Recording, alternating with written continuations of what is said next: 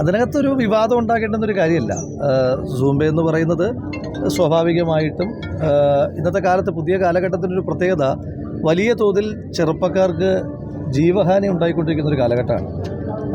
പ്രത്യേകിച്ച് life time ഡിസീസുകൾ വളരെ വലിയ തോതിൽ വ്യാപിക്കുന്ന ഒരു സാഹചര്യം കൂടിയുണ്ട്.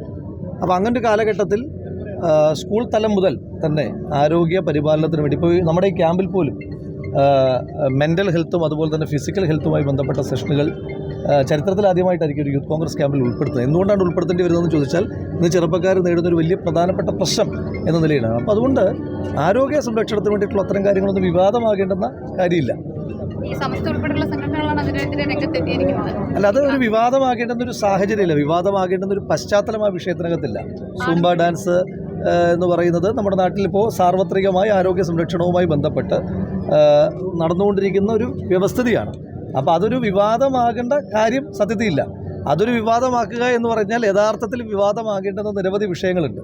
ഇപ്പോൾ ഈ അക്കാദമിക വർഷം തുടങ്ങുമ്പോൾ ഞാനൊരു ജനപ്രതിനിധി കൂടിയാണ്. ഇപ്പോൾ ഞങ്ങളെല്ലാം പൊതുപ്രവർത്തകരാണ്. ഞങ്ങൾ നേരിടുന്ന ഏറ്റവും പ്രധാനപ്പെട്ട പ്രശ്നം എന്താ? ഇപ്പോൾ നിങ്ങൾ മാധ്യമപ്രവർത്തകരെ അവരെ വിളിക്കാറില്ലേ? ഫുൾ A+ ഉണ്ട്, സീറ്റ് ഒന്ന് റെഡിയാക്കി തരൂ എന്ന് ചോദിച്ച് ഫുൾ A+കാർക്ക് പോലും സീറ്റ് ലഭ്യമാകാത്ത രീതിയിൽ അശാസ്ത്രീയമായ അലോട്ട്മെൻറ്റ് സമ്പ്രദായം ഉണ്ടാവുകയാണ്. വലിയ തോതിലുള്ള കുട്ടികൾ പുറത്തു നിൽക്കുന്ന സാഹചര്യം ഉണ്ടാവുകയാണ്. മലബാർ ജില്ലകളിൽ വലിയ തോതിൽ സീറ്റ് ഷോർട്ടേജ് ഉണ്ടാവുകയാണ്. സർക്കാർ വേറെ എന്തൊക്കെയോ കണക്കുകൾ വെച്ചിട്ട് അതിനെ ബാലൻസ് ചെയ്യും.